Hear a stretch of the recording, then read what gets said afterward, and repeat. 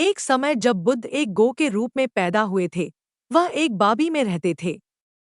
एक शिकारी था जो उनके पीछे पड़ा रहता था, लेकिन गोह बहुत चतुर था और उसे पकड़ में नहीं आता था। शिकारी ने एक योजना बनाई। उसने गो के बिल के पास कुछ दिनों तक लगातार बैठकर उसकी गतिविधियों को देखा। उसने यह पता लगा लिया कि गोह केवल तभी बाहर आता है जब टीले के ऊपर का सूरज का ताप थोड़ा कम हो जाता है। एक दिन शिकारी ने टीले के मुहाने पर अपना जाल बिछाया और छिप गया। जब गोह बोधिसत्व बाहर आया तो वह जाल में फंस गया। बोधिसत्व का विचार, जैसे ही गोह फंसा, उसने सोचा, यह शिकारी मुझे फंसाने के लिए कई दिनों से इंतजार कर रहा था, लेकिन मैंने आज तक किसी को हानि नहीं पहुंचाई।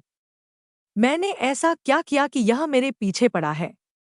इसका एकमात्र कारण मेरी मूर्खता है, क्योंकि मैं अपनी गुफा की सुरक्षा से बाहर आ गया। ज्ञान और सत्य वचन। गोह ने तुरंत अपनी गलती समझ ली और शिकारी से कहा, हे शिकारी, मुझे बाबी के अंदर रहना चाहिए था। बाहर निकलने की मेरी मूर्खता के कारण ही मैं आज तेरे जाल में फंस गया हूँ।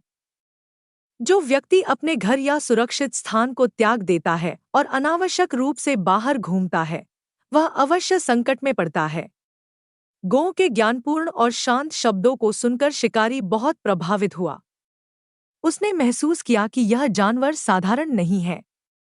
दया और सम्मान से भरकर शिकारी ने गोह को मुक्त कर दिया और उससे यह उपदेश सीखा कि व्यक्ति को अपने सुरक्षित और उचित स्थान को नहीं छोड़ना चाहिए।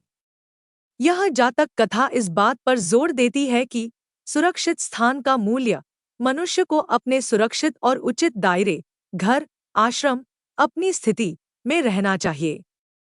अविवेक से हानि, लालच या असावधानी के कारण अपने सुरक्षित स्थान को छोड़ने से संकट और नुकसान होता है।